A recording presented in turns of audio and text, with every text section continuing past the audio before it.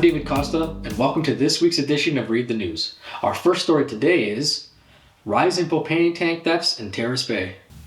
The Scriber OPP detachment has recently seen an increased amount of theft reports of propane tanks from camping trailers that are stowed away for the winter. Police want to remind the public to check on your trailer if you have it stored in the Terrace Bay area. Some tips for trailer owners: install security cameras if possible. Properly identify your propane tanks on your trailer with something that identifies them as yours, and secure them to your trailer. The investigation regarding the theft reports remains ongoing at this time. If any member of the public has any information in regard to this incident, they are urged to contact the Scriber OPP at 1-888-310-1122, or you can also provide information anonymously by contacting Crime Stoppers at 1-800-222-TIPS or online at ontariocrimestoppers.ca. Health Canada recalls. Out of an abundance of caution, Health Canada has made several recalls in 2024. Yes, several since the start of the new year. Voluntary recalls are common because it's usually in the best interest of a company for public trust and compliance with regulators. January 11th, 2024, the affected products are being recalled from the marketplace due to the possible salmonella contamination. Affected lot: granola bars and cereals, Dips brand granola and granola yogurt bars, Chewy brand granola bars, Harvest Crunch cereals, Captain Crunch Treats Crunch Berries cereal bars, Chewy Fruity Fun, Chewy Chocolatey Fun granola bars. All best before dates from January 11th, 2024 to July 9th, 2024. Best before dates and UPC codes are provided on the following web pages.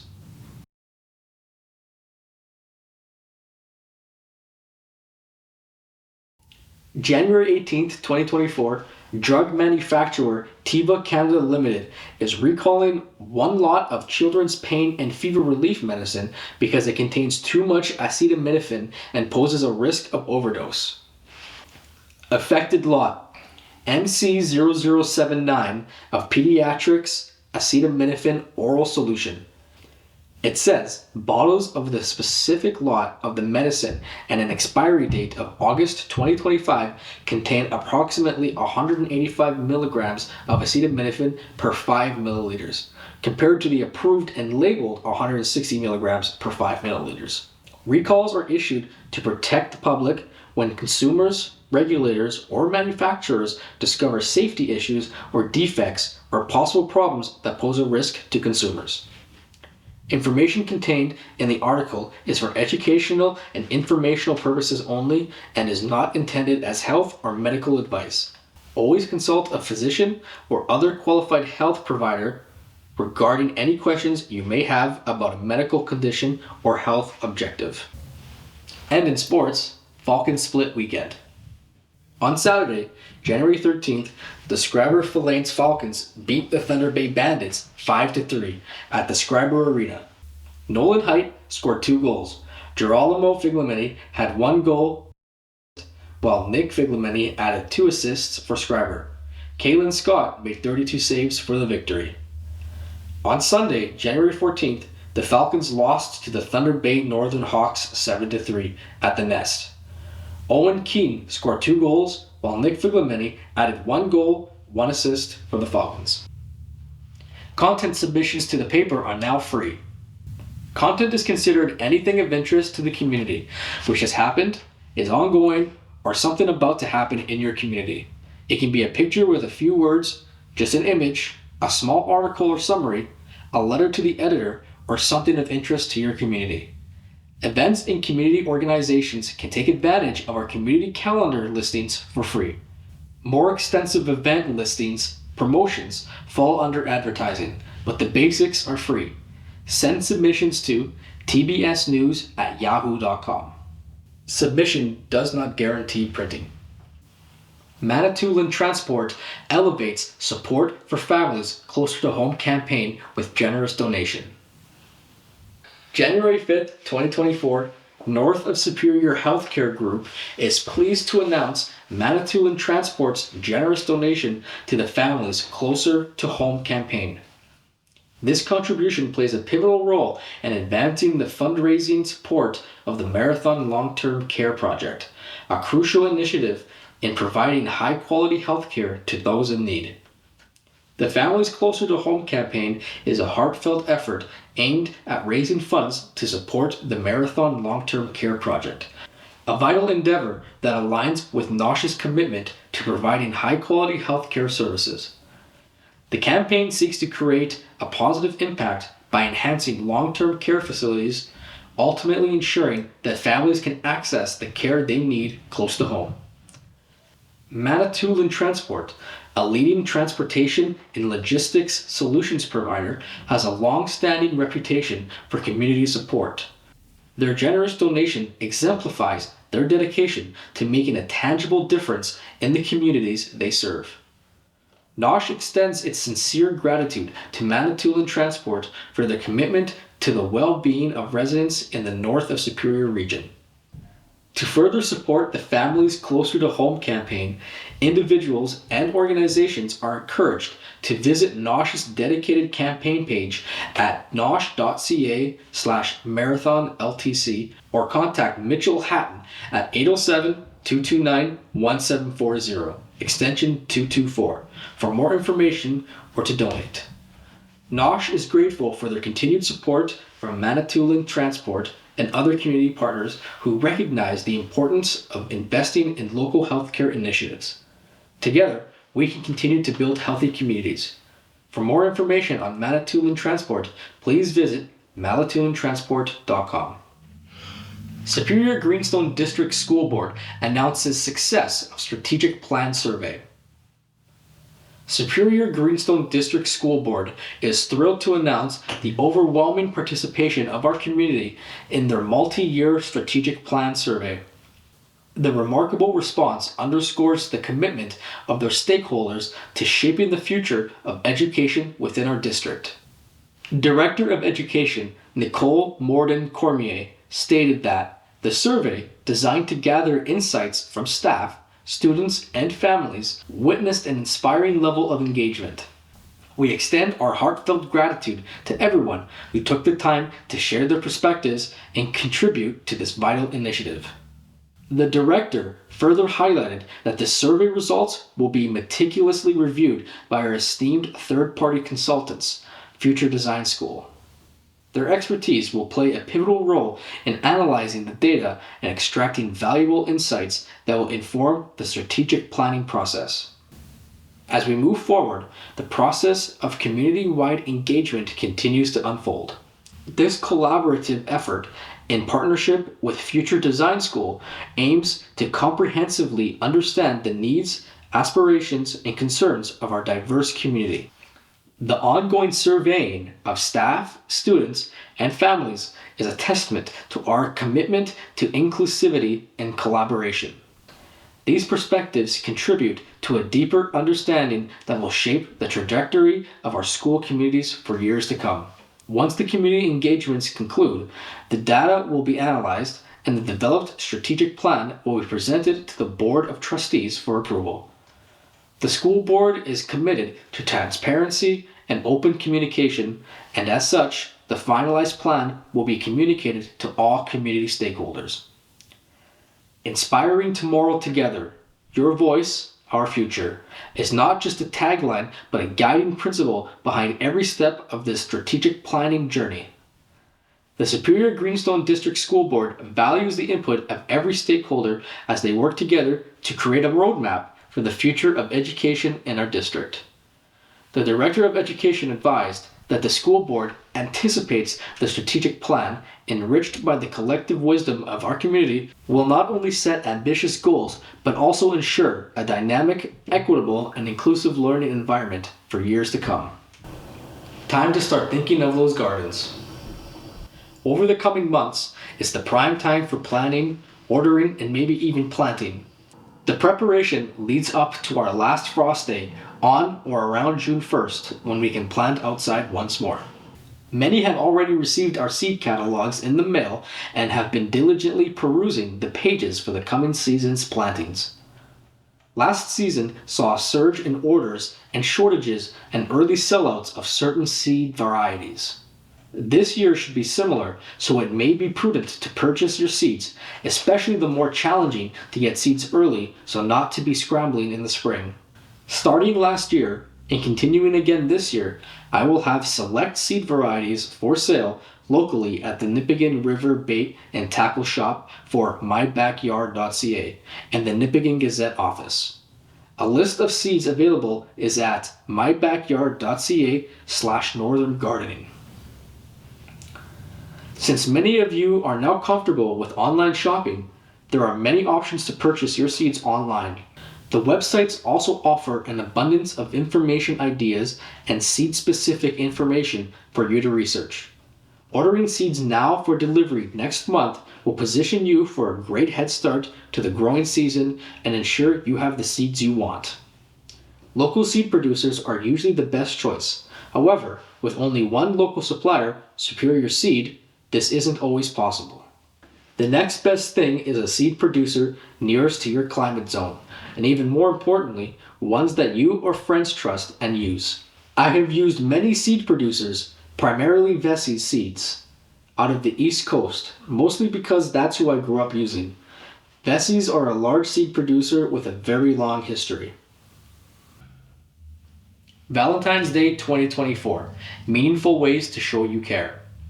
Love is in the air this month as we celebrate the special people who mean the most to us. Whether it's family, friends, or partners, here are 4 ways to embrace the spirit of the month and show your circle that you care. Don't be the fool for love. While being in love can feel magical, make sure you and your family members know how to spot when it could do you more harm than good. Romance scams remain popular among criminals, especially online, so look out for red flags like they're moving the relationship along too fast, are unable to meet in person, and requests for money. Learn more about how to stay safe from Get Cyber Safe. Give your garden dreams some love. Though it's early to start planting, now is the time to begin planning your spring garden. To help you achieve the best results, learn how Canadian farmers nurture their land to ensure we can all benefit from nature's bounty. For example, be careful when tilling to avoid disrupting microorganisms in the soil. Find out more through Agriculture and Agri-Food Canada. Spoil yourself at a romantic European destination. What's more romantic than Paris? From the Musée Rodin in the heart of the city and the gorgeous stained glass windows in Sainte-Chapelle to the tranquil pathways of Canal Saint-Martin. Paris is the perfect place to be in love. Explore the hidden gems of the city just ahead of the Summer Olympics in 2024. For a custom travel experience and accommodation, check out bespoke planners like Hosted Villas. Simple mindfulness tips for Valentine's Day. Take some time for yourself this Valentine's Day. Whether you're celebrating with a partner, solo, or with friends, indulge in simple pleasures. A soothing cup of herbal tea, the comfort of your pet's furry companionship, or the aroma of your favorite homemade dish. Practicing mindfulness through those sensory experiences can help you feel grounded and prepare you for the day ahead. If you're feeling continually down this time of year or anytime, explore free mental health resources on Health Canada's website. Ontario unveils a Back to Basics kindergarten curriculum. New mandatory learning will focus on literacy and math skills for the province's youngest learners. The Ontario government is taking continued action to emphasize back to basics learning by introducing mandatory learning through clear and direct instruction in reading, writing, and math for kindergarten students.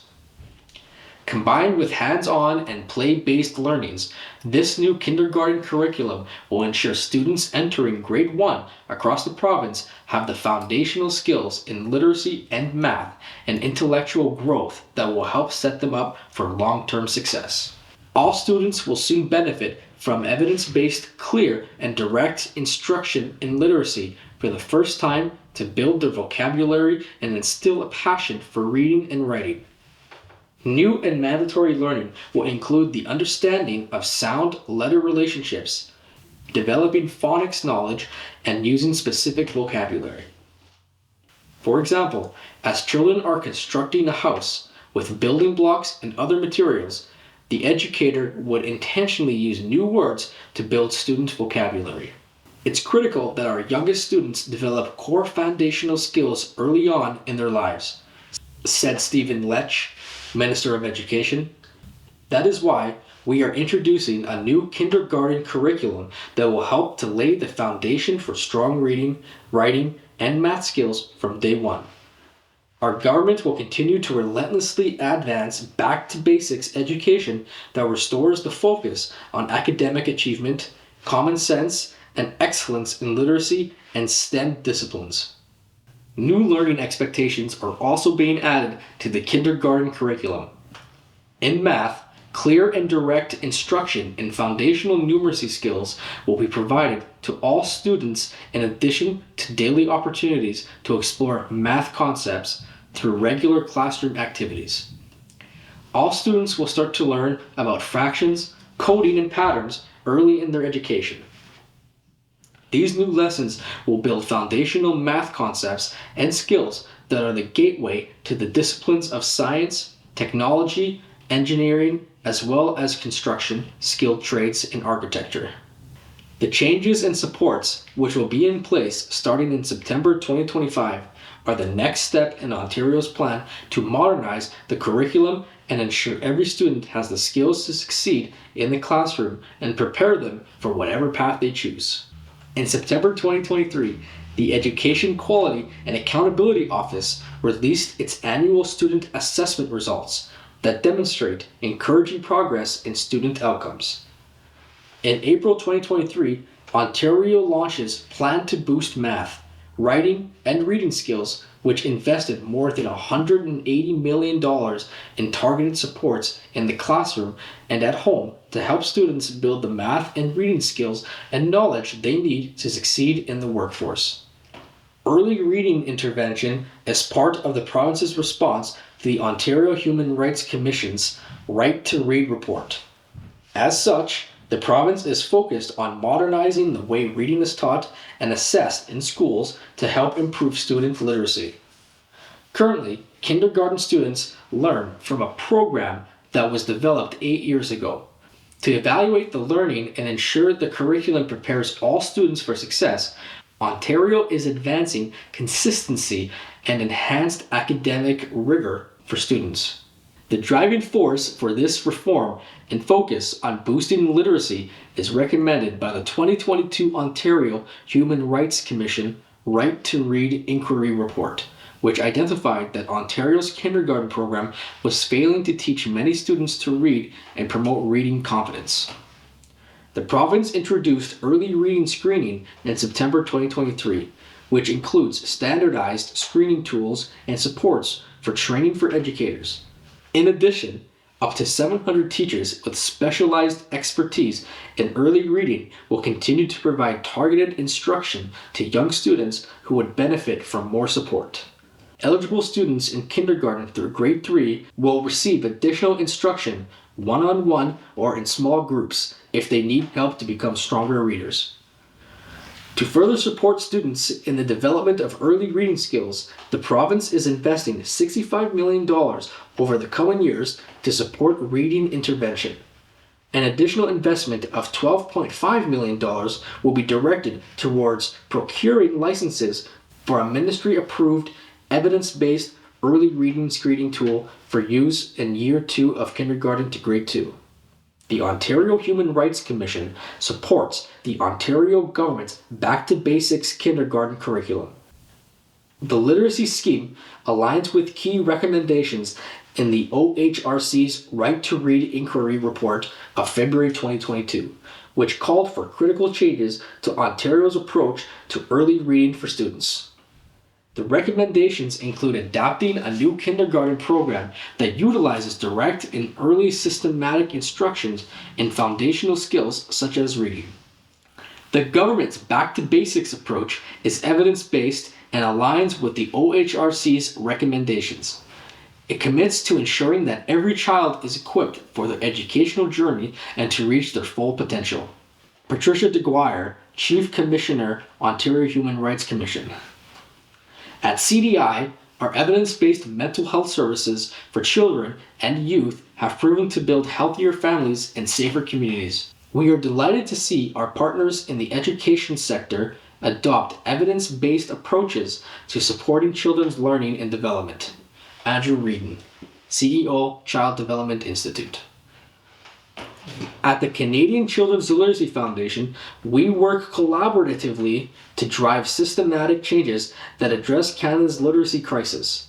The Ontario government's announcement that the kindergarten curriculum will be revised based on the science-aligned reading instruction practices recommended by the Ontario Human Rights Commission's Right to Read report is an important step forward.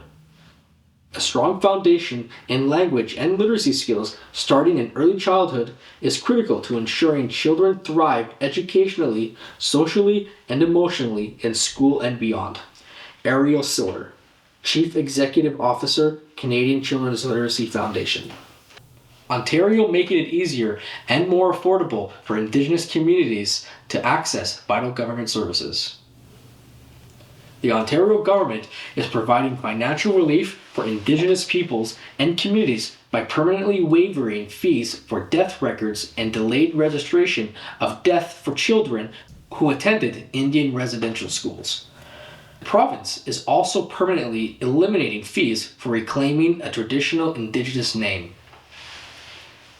The tragic legacy of Indian residential schools continues to be a source of pain and suffering within Indigenous communities, said Todd McCarthy, Minister of Public and Business Service Delivery.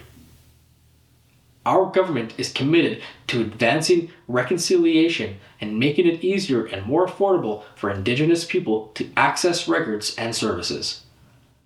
Ontario is providing a streamlined process to reduce the burden for Indigenous communities, organizations, and family members trying to locate death records for children who attended Indian residential schools in Ontario. There is now a one-window process that eliminates the need to request death searches from two offices: the Archives of Ontario and Service Ontario's Office of the Registrar General. As part of this process, fees are being permanently waived for death registration searches, death certificates, and certified copies of death registrations. Fees are also being waived to register a delayed registration of death for children who attended Indian residential schools. These permanent fee waivers provide ongoing financial relief for impacted Indigenous communities and families during an already difficult time. Fees are also being permanently waived for Indian residential school survivors and their families to reclaim a traditional name through a change of name, and Indigenous peoples seeking to change their name to a single name if it is in accordance with their traditional culture. Our government has heard from Indigenous partners and leadership, and by introducing permanent measures, we are improving access to provincial services and programs, said Greg Rickford, Minister of Indigenous Affairs. Today's announcement demonstrates our commitment to making reconciliation real for First Nations communities by taking meaningful action to ensure supports are available at every step of their journey towards healing. These changes build on recent initiatives that provide easier access to government services in remote and Indigenous communities, including the North Shore Tribal Council Indigenous-led Service Ontario Centre that also operates a mobile service unit within the Robinson-Huron-Trudy area, and the Pickle Lake Municipal-led Service Ontario Centre and the virtual service for health card renewal available at ontario.ca/virtual appointment. More than 55 services are available online anytime, any day. Service Ontario completes 59 million transactions annually, connecting people, family, and businesses with government services in person, online, and by phone. Sign up for reminders by email, text, or phone call so you always know when it is time to renew your important products at ontario.ca/reminders. or call Service Ontario at 1-800-387-3445. The Forgotten Pillars, rediscovering the virtues of reduce and reuse in the 3 Rs. In the realm of environmental sustainability, the mantra of the 3 Rs, reduce, reuse, recycle, has long been a guiding principle. However, over the years, the spotlight has predominantly shone on recycle, often overshadowing its equally significant counterparts, reduce and reuse. Originally envisioned as the primary waste management and environmental conservation strategies, reduce and reuse have somewhat receded into the background. It's time to reevaluate and re-emphasize these aspects, understanding their virtues and crucial role in our sustainability journey. Reduce is arguably the most impactful of the 3 Rs. It's a proactive approach that minimizes waste before it's even created. This principle is not just about waste reduction, it calls for a fundamental shift in consumption patterns and lifestyle choices. By reducing what we consume, we directly cut down on the waste in landfills, oceans, and incinerators. The environmental benefits of reducing are manifold. It leads to less resource extraction, lower energy consumption, and significantly decreased pollution and greenhouse gas emissions. For instance, choosing a reusable water bottle over a single-use plastics directly reduces the energy and resources used to produce and transport these disposable items. Reuse follows closely, emphasizing the need to repurpose items and extend their life cycle. This approach not only diverts waste from landfills, but also reduces the demand for new products and the resources needed. Reusing can take many forms, from donating old clothes to repurposing glass jars as storage containers. The virtue of reuse lies in its ability to foster creativity and resourcefulness. It encourages a circular economy, where products are designed to be durable, repairable, and adaptable. This conserves resources and instills a sense of responsibility and mindfulness towards our consumption habits. While recycling is vital, its prominence has inadvertently led to complacency in addressing waste issues. The convenience of recycling can sometimes create a false sense of security, leading to the belief that as long as items are recyclable, it's acceptable to consume them in large quantities. This overlooks the energy and resources still required in recycling, and not all material can be recycled indefinitely. To truly embrace environmental stewardship, there needs to be a rebalancing of the 3 Rs with a renewed focus on reducing and reusing that involves educational initiatives, raising awareness about the importance of reduction and reuse and how they can be practically implemented in daily life. Governments and organizations can play a crucial role by implementing policies encouraging reduction and reuse, such as bans on single-use plastics and incentives for sustainable product design. Corporate responsibility. Businesses should be encouraged to adapt sustainable practices, focusing on product longevity, repairability, and minimizing packaging. Community engagement. Local communities can foster a culture of reuse through swap meets, repair cafes, and sharing platforms. While recycling is an essential component of waste management, the virtues of reducing and reusing should not be underestimated. These principles offer a more sustainable and proactive approach to environmental conservation, addressing the root of the waste problem rather than its symptoms. We can make significant strides towards a more sustainable and responsible world by shifting our focus back to these foundational pillars. Ontario helping rural communities grow with more jobs, homes, and infrastructure. The Ontario government announced the latest steps in its plan to invest in rural communities and municipalities at the annual Rural Ontario Municipal Associations Conference, with measures that will help to strengthen rural economies, get more homes and housing enabling infrastructures built, and increase access to important local services in rural areas. Unlike previous governments, our government will never ignore the needs of rural Ontario, said Premier Doug Ford. We're working shoulder to shoulder with our municipal partners to attract new investments and jobs, provide better services closer to home, and build the homes and infrastructure rural communities need to grow and prosper.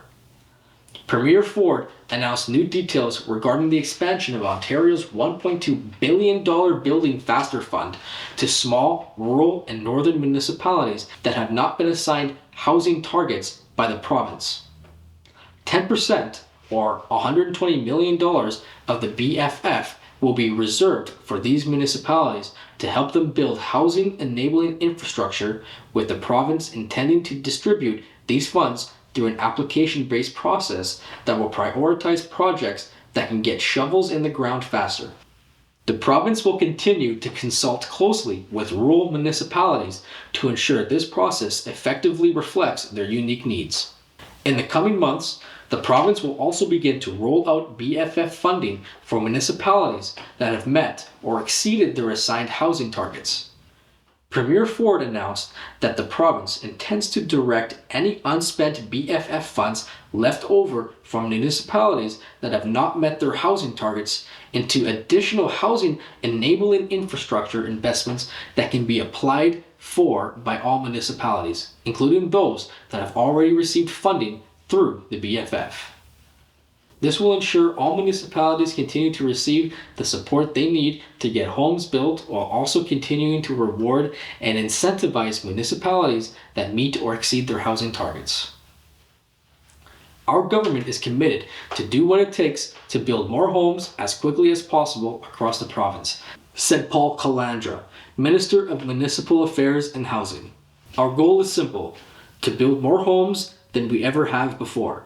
We owe that to hardworking Ontarians, including the thousands of people who came here to make their dreams of home ownership a reality.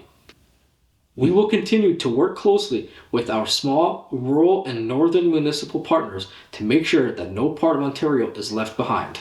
Kinga Surma, Minister of Infrastructure, announced that municipalities will be able to apply for funding beginning January 29, 2024, through the Housing Enabling Water Systems Fund to support municipal water projects that will help unlock housing opportunities and further protect communities. Through this program, the government is providing $200 million over 3 years to help municipalities repair, rehabilitate, and expand critical drinking water, wastewater, and stormwater infrastructure. We have taken action to support municipalities through the Housing Enabling Water Systems Fund. Programs such as this are proof that our government is making targeted investments to build critical infrastructure in communities which will unlock housing and support our growing population, said Minister Surma. We will continue to build a stronger and more prosperous Ontario now and for generations to come. The government is taking further action to support rural municipalities and drive economic growth and success in rural Ontario. Lisa Thompson, Minister of Agriculture, Food and Rural Affairs, announced the start of consultations to help develop a new rural economic development strategy. Rural municipalities and the public will have an opportunity to share their ideas about how Ontario can improve economic opportunities, create jobs, and support growth in rural and Indigenous communities across the province. Minister Thompson also announced the opening of the 2024-2025 Rural Economic Development Program applications. Municipalities, Indigenous communities, and not-for-profit groups have until February 21st, 2024 to apply for cost-share funding for projects that will drive economic growth. Ontario protecting walleye from illegal angling. The Ontario government is safeguarding Ontario's walleye population from illegal fishing practices. Mark Pearson of Waterford pleaded guilty to the possession of 19 walleye over the legal limit and possession of fish packed in a manner that could not easily be counted. He was fined a total of $5,750 and had a 1-year fishing license suspension imposed. The court heard that on May 21st, 2023, a conservation officer conducted an inspection in Greenstone where Pearson was fishing. The officer inspected several containers with numerous chunks of fish frozen in water, making it difficult to count. Justice of the Peace Danette Ellard heard the case remotely in the Ontario Court of Justice in Geraldton on November 21st, 2023. To report a natural resource problem or provide information about an unsolved case, members of the public can call the Ministry Tips line toll-free at 1-877-847-7667.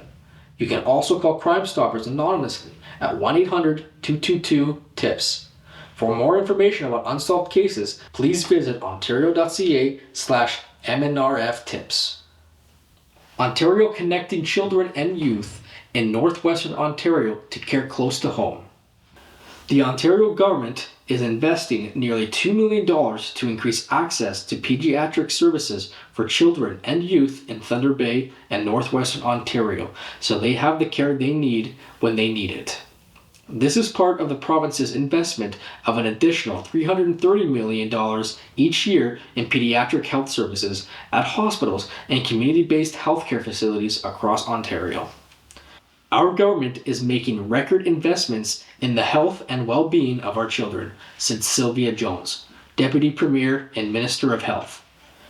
The pediatric funding provided to services in Thunder Bay will have a tremendous impact on children and their families, ensuring they receive faster access to care when they need it.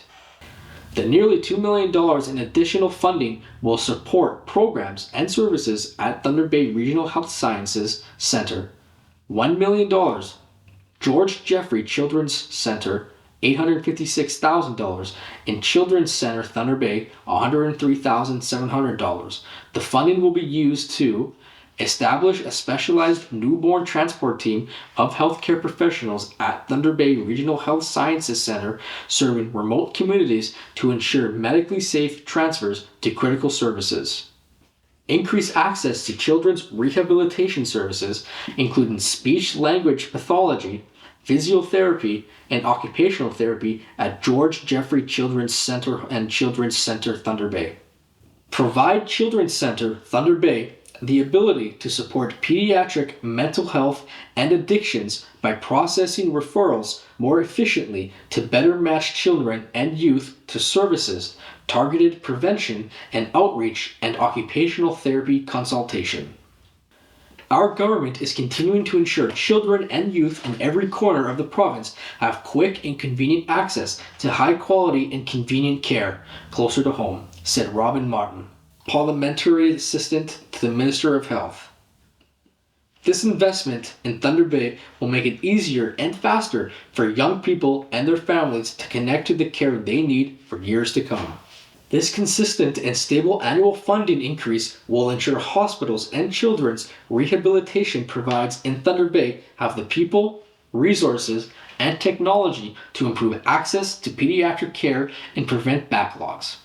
Over 100 high-priority initiatives are being quickly implemented across Ontario to ensure children and youth in every corner of the province can connect to emergency care, surgeries, ambulatory services, diagnostic imaging, and mental health services. Ontario is putting children and youth first by ensuring they receive the care they need when they need it, said Michael Parsa, Minister of Children, Community and Social Services. Our government's significant investment in pediatric care will reduce wait lists, improve access to clinical assessments, early intervention, and children's rehabilitation services such as speech-language pathology, physiotherapy, and occupational therapy. This means less time waiting for services, quicker recovery, and better quality of life for children and their families in northwestern Ontario and across the province. Through Your Health, a plan for connected and convenient care, the Ontario government is providing significant financial support to hospitals and communities to improve how they develop pediatric care, ensuring Ontarians of all ages can access care easier, faster, and closer to home in their communities. 5 tips for communicating with someone living with dementia. Chances are you've had an opportunity to talk with someone living with dementia at the grocery store, your place of work, or at home. A person living with dementia may have challenges with understanding others as well as being understood. Keep these tips in mind to help make it easier to communicate. Minimize distractions. Before you begin a conversation, turn off any background noise such as the radio or a running dishwasher. This may help the person living with dementia to focus. If you're in a crowded public space, try to find a quieter area to communicate. It also helps if you stay still during your conversation so they can focus on you. Keep communication clear.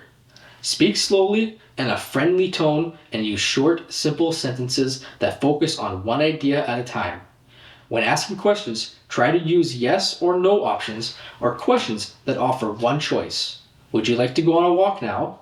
Or would you like coffee? If the person living with dementia repeats themselves or says something that is not accurate, avoid correcting them as this may lead to feelings of frustration and confusion. Be aware of your body language. Calm and friendly body language, such as eye contact and smiling, may help the person living with dementia feel at ease. Try to avoid body language that indicates frustration or anger, such as crossed arms, rolling your eyes, or letting out a loud sigh. You can also use gestures to help reinforce the message you're trying to deliver, such as pointing at the thing you're talking about. Aim to be an active listener. Active listening means giving time for the person living with dementia to finish speaking.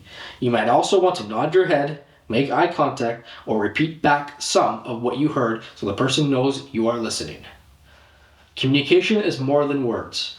For some people living with dementia, it may be difficult to get their message across. Listen and respond to the feelings of the person living with dementia, not just the words. Watch for cues such as facial expression, tone of voice, and posture to help you understand and respond with care. Learn more about dementia and find advice for caring for someone living with dementia at canada.ca/dementia. Ontario Health Teams now providing care in every corner of the province. The Ontario government, in partnership with Ontario Health, has approved the West Parry Sound Ontario Health Team, bringing the total number of teams to 58 and making an important milestone in achieving full provincial coverage. Working together, these Ontario Health Teams break down barriers for people connecting to care by ensuring a seamless transition from one provider to another, with one patient record and one care plan being shared between their providers. Ontario Health Teams play a critical role in transforming the way people access healthcare by building a better connected and more convenient healthcare system that puts people at the center of their care journey, said Sylvia Jones, Deputy Premier and Minister of Health. With the approval of the West Parry Sound Ontario Health Team, our government has reached an important milestone in bringing the support of an Ontario Health Team to every corner of the province, ensuring faster and easier access to the care they need, when and where they need it. Starting in April 2024, the government is investing up to $130.5 million to provide every Ontario Health Team with $2.25 million over 3 years to better coordinate people's care by connecting people to different types of care throughout their care journey and providing 24/7 help navigating the healthcare system. Ontario Health Teams bring together a wide variety of healthcare providers from across health and community sectors, including primary care, hospitals, home and community care, and mental health and addiction services.